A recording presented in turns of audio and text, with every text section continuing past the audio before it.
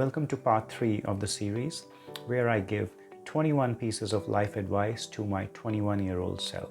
Hi, I'm Shashank Verma, and this channel has been created to help you become the best version of yourself. Now, let's look at the last 7 items on the list. Number 15, control your monkey mind. In the spiritual Hindu text, the Bhagavad Gita, Arjun asks Krishna, "Who's my greatest enemy?" Krishna replies, "Well, it is your mind." Then Arjun turns back and asks, "Who is my greatest friend?" Krishna smiles and replies, "It is your mind again, my son." In other spiritual and yogic texts, the mind is described as a monkey mind, drunk on its ego and stung by a bee. If you can control your mind, then it is your greatest friend. If you can't control your mind, then it becomes your greatest enemy and will drive you crazy. An untamed mind, driven by desires and ego, can even land a person in the prison. Therefore, it's very important to control the mind.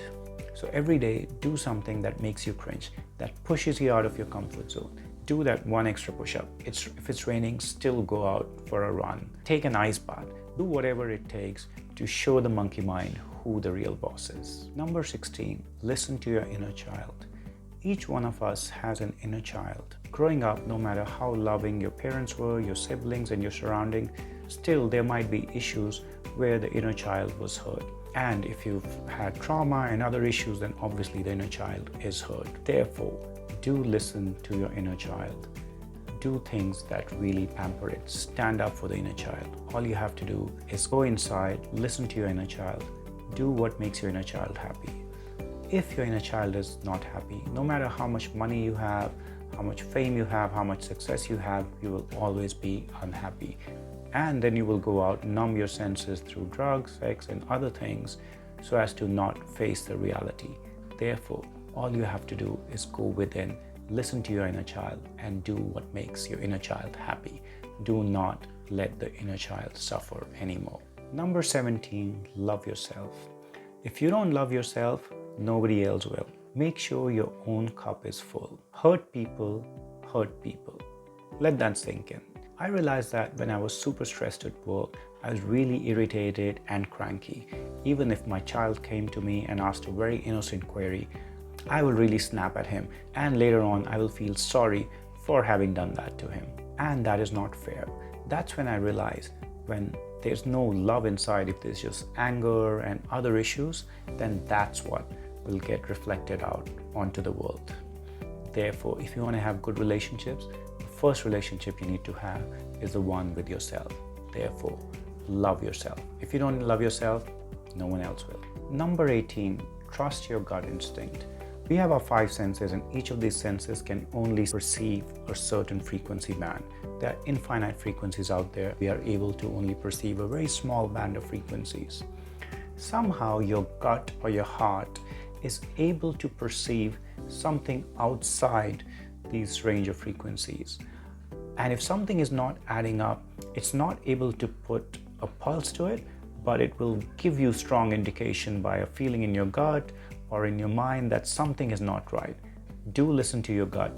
Do listen to your inner voice, because that is probably giving you a sign that something might not be adding up. Therefore, if everything is looking great on paper and logically everything is making sense, but your gut instinct is saying otherwise, then don't make the decision then. Step out, go out for a walk, try to get more information, and then make the decision. Number 19, measure your life. Measure your life on 5 dimensions of your life. Your career/financials, your health, your family life, your social life, and your spiritual being. Give yourself a rating from 1 to 5 in each of these areas, and define what does a 1 mean and what does a 5 mean. 5 means you're having the time of your life, and this is your dream life in that particular area of life. And also define what a 1 means, where it's not really going according to plan and you need to take some serious action. By having this scorecard, you will be able to figure out where in your life things are lacking. Just because if someone is a billionaire and is a 5 on 5 on finances, things might not be great on the family front, on the social front, and on the spiritual front.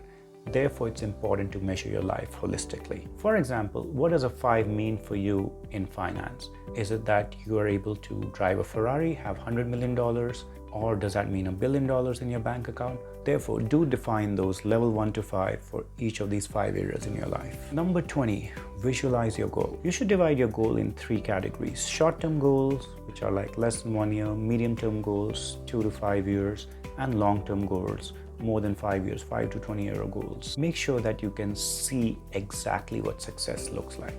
What does that goal look like? Get into the finer details. Once you know what you're aiming for, your brain then gets a hang of what exactly needs to happen, and it will figure out a way for you to get there. Having a mental image of the goal is so important. Last but not the least, number 21, push yourself out of the comfort zone.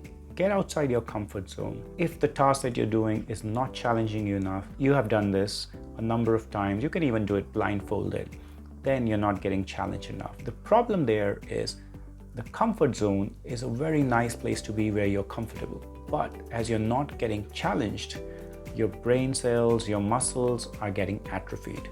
It's the same phenomena when people go to space. They are in this really nice place where there's no gravity, they're floating, can jump easily. However, because there's no gravity, their muscles are not getting challenged, and as a result, the muscle starts getting atrophied. They start shrinking in size.